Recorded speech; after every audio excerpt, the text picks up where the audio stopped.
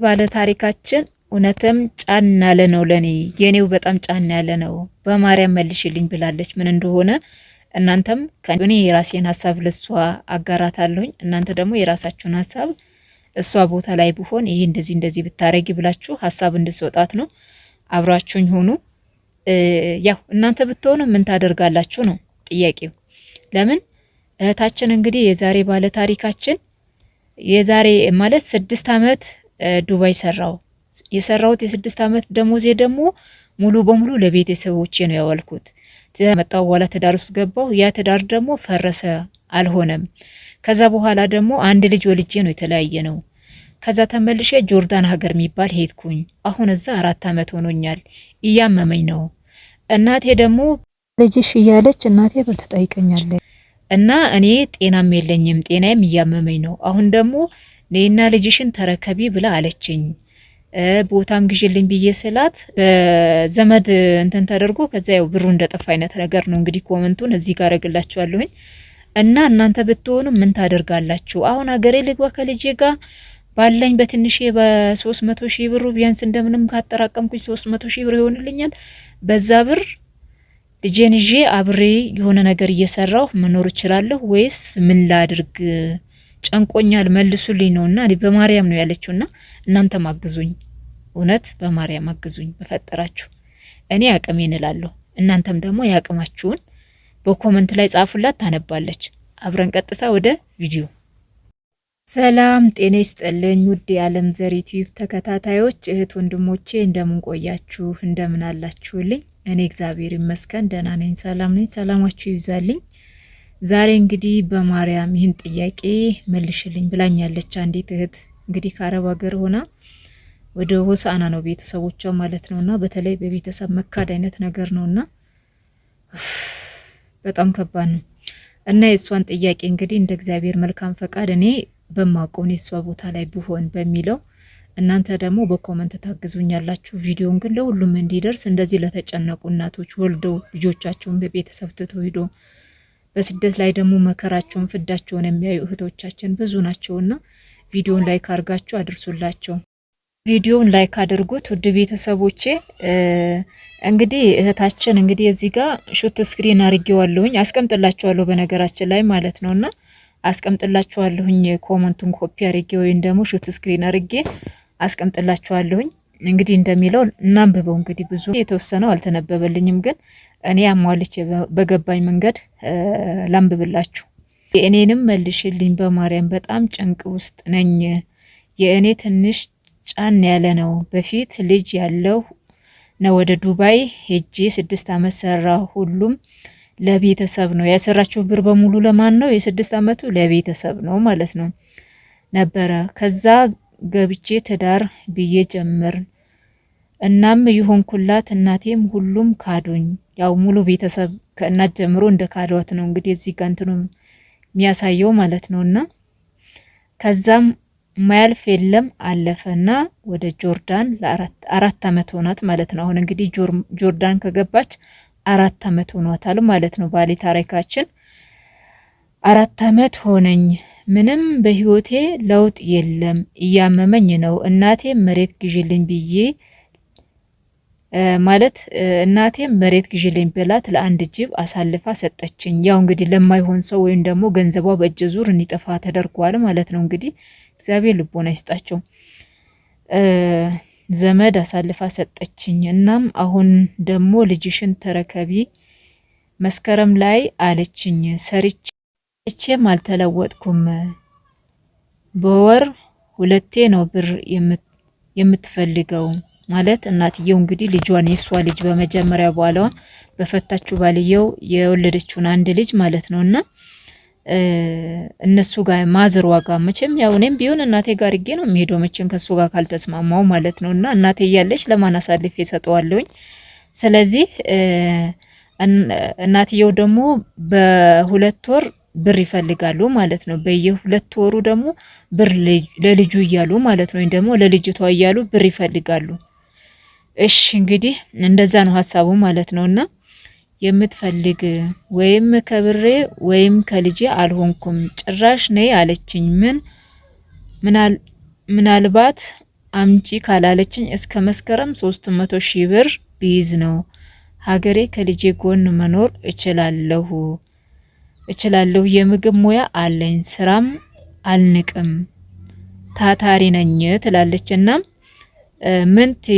ምን ትይኛለሽ? ሀገሬ ሆሳና ነው ትላለችና ያው የሆሳና ሰው ናት።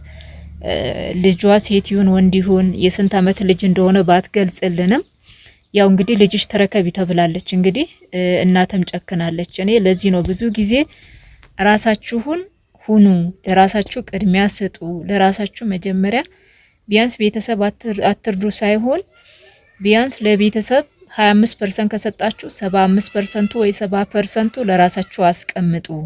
ነገ የሚሆነው አይታወቅም ተው ብዬ እግዚአብሔርን ብዙ ጊዜ እናገራለሁ። ምናልባት አንዳንዶቻችሁ በክፋት መንገድ ያው ሲደርስባችሁ ነው ብዙ ነገሮች የምታመሰግኑትም ወይም ደግሞ የምትረዱትም።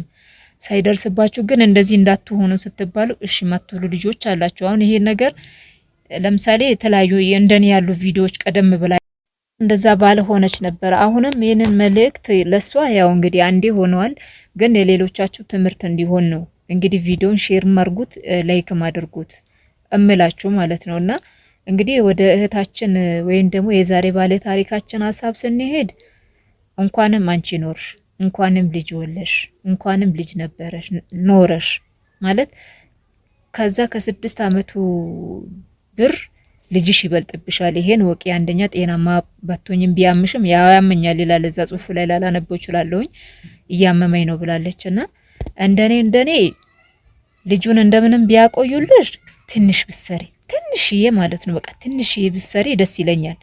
ትንሽዬ ብሰሪ ግን ከልጅ ሚብስ ነገር የለምና አይ ስራ አልንቅም ካልሽ ገብተሽ መኖር ትችያለሽ። ሆሳና ኮንሽ ደግሞ ወጣ ብለሽ ዶሮ እርባታ መስራት ትችያለሽ። የተለያዩ አትክልቶች ለምሳሌ ግቢ ሙሉ ግቢ ትከራይና ወጣ ብለሽ ከሆነ ብዙ ብር አይደለም ሙሉ ግቢ ትከራይና እሱን ታሳሪሽዋለሽ ማለት ነው። በነጭ ሽንኩርት በሚዘራበት ጊዜ ነጭ ሽንኩርት ትተኪያለሽ። በቆሎ በሚተከልበት ጊዜ በቆሎ ትተኪያለሽ። ድንች በሚተከልበት ጊዜ ድንች ትተኪያለሽ። በጎመን ሰዓት ጎመን ትተኪያለሽ። የራስሽ ቦታና ቤት ስለሌለሽ ማለት ነውና እንደዛ አድርገሽ መስራት ትችያለሽ። በትንሹ ያን ያመጣሽው 300 ሺህ ብርም 200 ሺህ ብርም ሆነ ሳታጠፊ በትንሹ ማለት ነውና አይ ተጨማሪ ነገር መስራት አለብኝ ካልሽ ደግሞ ለምሳሌ እዛ ጋር እንደዛ እየሰራሽ ወጣ ብለሽ ደግሞ 50 ሺህ ብር እንኳን ቢጨርስብሽ ሻይ ቡና ትሰሪያለሽ። ሻይ ቡና ማለት ምንድነው? የጀበና ቡና ቅሽር እንደገና ደግሞ ላሉ 50 ሺህ ብር ብታወጪ የጀበና ቡና ሻይ እንደገና ደግሞ የተለያዩ እንትኖች ማለት ትኩስ ነክ ነገሮች ትሰሪያለሽ። ጎን ለጎን ደግሞ ለምሳሌ በድንች ሰዓት ድንች ጎን በጎን ማለት ነው። አሁን ለምሳሌ ድንች የሚፈለግበት ሰዓት አለ። ድንች ተልጦ በዳጣ ምናምን ተደርጎ ይሸጣል እዛው ቦታ ላይ ማለት ነው። እሱን እንትን ትያለሽ። እንደገና ደግሞ አምባሻ ሰዓት አምባሻ በዳቦ የሚበላ ሰው ዳቦ በእንትን የሚበላ ሰው ይኖራል። በተለይ ደግሞ ሆሳና ላይ በጣም የስራ ቦታ ነው በነገራችን ላይ ማለት ነው። ትንሽ ወደ ከተማው ገባ ስትይ የቤቱ ክራይ ትንሽ እንትን ቻሌንጅ ሊያደርግሽ ይችላል እንጂ እሱን መስራት ትችያለሽ። እና እንደዚህ ያልኩሽን ቦታ ልጅሽን ይዘሽ ደግሞ ያን ግቢ ሙሉን የታጠረ ሙሉ ግቢ ስትከራይ ሙሉ የታጠረ ግቢ እንትን ማለት ከዛ በኋላ ደግሞ ያንን እየሄሽ እየመጣሽ ደግሞ በትርፍ ሰዓትሽ የሆነ ሰዓት ስታገኝ አንዳንዴ አሁን ስራ የሌለ ቀን ይኖራል። ያን ቀን ትተውይና ቢያንስ ማኮትኮት ባለብሽ ሰዓት ታኮተኮቻለሽ። ጎበዝ ትሆኛለሽ። በነገራችን ላይ በትንሽ ነገር ነው መኖር የሚቻለው። አንቺ ብቻ ነይ ለልጅሽ ነይ፣ እውነት ለልጅሽ ነይ። በቃ ይበቃሻል። እውነት ማለት ልጅሽን እንደምንም ብሎ ቢይዙልሽ ትንሽ ብትሰሪ አንቺም ጤናማ ብትሆኝ ትንሽ ብትሰሪ መልካም ነበር። ግን ከአቅምሽ በላይ ስለሆነ መተሽ ልጅሽን ይዘሽ ይብላኝ ለእናትሽ ማለት ነው። እግዚአብሔር እኔ እናት የናክል ትጨክናለች ብዬ አላስብም። በርግጥ አሁን እናቶች ከራሳቸው ጋር ወይም ደግሞ ቤተሰቦች ከራሳቸው ጋር ሰዎች ከራሳቸው ጋር ሳይሆኑ የክፉ መናፍስ ሴራ ተገዢ የሆኑ ስለሆነ ነው። ለዚህ ነው እናት በዚህ ልክ ራሱ የጨከነችው ማለት ነውና መጽሐፍ ቅዱስ ላይ እኮ ይላል ልጅ እናት የልጇን ጩኸት አሰማም። በቃ ማሰማበት ሰዓት አለ። አባት የልጁን ጩኸት፣ ሚስት የባሏን ጩኸት፣ የልጆቿን ጩኸት፣ የቤተሰቦቿን ጩኸት ማሰማበት ወይም በቃ እርስ በራሳችን ማንደማመጥበት ሰዓት ይመጣልና እህቴ ጤናሽን ይዘሽ በሰላም ወደ ሀገርሽ ነይ። አይዞሽ በርቺ።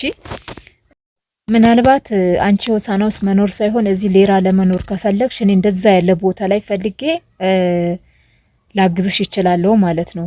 ትንሽ ራቅ ብለሽ ከቤተሰብም እዚህ ሆነሽ መስራት ትችያለሽ ማለት ነውና እሱን ምናልባት ያንቺ ፍላጎት ካለ ደውይልኝ። ስልክ ቁጥሬን ደግሞ አስቀምጣለሁ ወይም ደግሞ በውስጥ መስመር አውሪኝ ማለት ነውና 0972 08 21 04 ነው አለም ብለሽ አውሪኝ ማለት ነውና አግዝሻለሁ በተወሰነ መንገድ ማለት ነው። ምክንያቱም የሰው ልጅ ያው እርስ በራሳችን ካልተደጋገፈን በጣም ከባድ ነው። አንድ ሰው ጨከነና ሌላው ደግሞ ጨከን ማለት አያስፈልግም።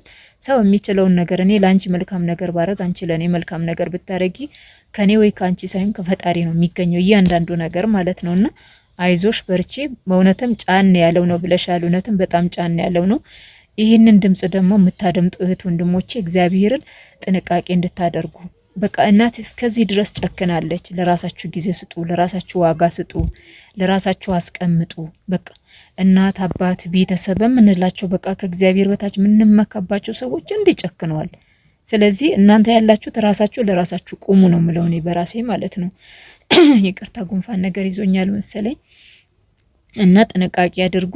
አይዞሽ በርቺ ነው የምለው ማለት ነውና ሌሎቻችሁም እንዲህ ጥያቄ ካላችሁ ጠይቁኝ። እኔም ደግሞ በምችለው መንገድ መልስላችኋለሁ። እሺ ውድ ቤተሰቦቼ አይዟችሁ በርቱ ነው የምለውና ሀሳብ አስተያየት ደግሞ አስቀምጡላት። እንዲህ ብታረጊ ከን የተሻለ ደግሞ አላችሁና ሀሳባችሁ ኮመንት ላይ ጻፉላት፣ ታነባለች በእርግጠኝነት።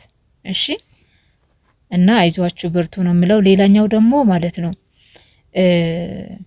ከዛ ስትመጪ አሁን አንቺ ስትመጪ ለልጅሽ ብቻ በቃ ምናልባት ለልጅሽ ብቻ እሱም እዚህ መተሽ ብገዢ መልካም ነው ብዬ አስባለሁ። ምንም ነገር ኮቶት እንዳታብዢ፣ ይሄ ማሽን ቅብጥሴ ምንጥሴ ምንም ነገር እንዳታብዢ። ምክንያቱም እዛ ጋር የምታወጪው ብር ማለት ነው እዚህ ብዙ ነገር ያደርግልሻል፣ ብዙ ነገር መግዛት ይችላል። እዚህ ለልጅሽም ቢሆን ፋሽን ሆነ ልብስ እዚህ ሞልቷል ሆሳዕና ውስጥ ማለት ነውና እዛ ምንም አይነት ነገር ለራስሽ ምንም አይነት ነገር እንትን እንዳትይ። እዚህ ከመጣሽ በኋላ ለራስሽ ፕሮቶኮሉን የጠበቀ ልብስ እዚሁ አለ ማለት ነው። እግዚአብሔርን በልብስ ዙሪያ በነገራችን ላይ ቪዲዮ ሰራላችኋለሁ። እኔ የዛሬ ስንት አመት ነው የገዛኋቸው $100 $150 የገዛኋቸው ጫማዎች ምን እንደሆኑ በተለይ ሌዘር ተብሎ ማለት ልብሶች ምን እንደሆኑ እግዚአብሔርን ኮቶት ምንም ነገር ያደርግላችሁም። በተለይ አረብ ሀገር ያላችሁ እህቶች እባካችሁ ጥንቃቄ አድርጉ። በቃ ተማሩ፣ እስኪ መቤቴን ተማሩ፣ ወርቅ ግዙ። እኔ ብዙ ጊዜ ለፈልፋለሁ፣ ወርቅ ብር ግዙ በቃ ረወይኔ መድኃኒዓለም እግዚአብሔርን እኔ ትናንትና እንዳለ አወጣጥቼ እያጸዳው ነበርና በጣም ነው የሚያስጠላው። እግዚአብሔርን ያ ጊዜ ምን ነው አምሬ ምን ሆኖ ነበር ነው ያልኩት። ጫማው አንድ ቀን ያላረኩት ጫማ አለ የተበላሸ ማለት ነው። እና እባካችሁ በቃ ብራችሁን ያዙ፣ መቤቴን ብራችሁን ያዙ። ቪዲዮን ከወደዳችሁት ላይክ፣ ሼር፣ ኮመንት አድርጉ። አብራችሁን ስለነበራችሁ አመሰግናለሁ። ሀሳብ አስተያየት ካላችሁ ደግሞ ኮመንት ላይ ጻፉልኝ። ሰላማችሁ ይብዛልኝ። አደራ በምድር ግን ጻፉላት ለሷ አስተያየት። እሺ ሰላም ሁኑልኝ። ወዳችኋለሁ።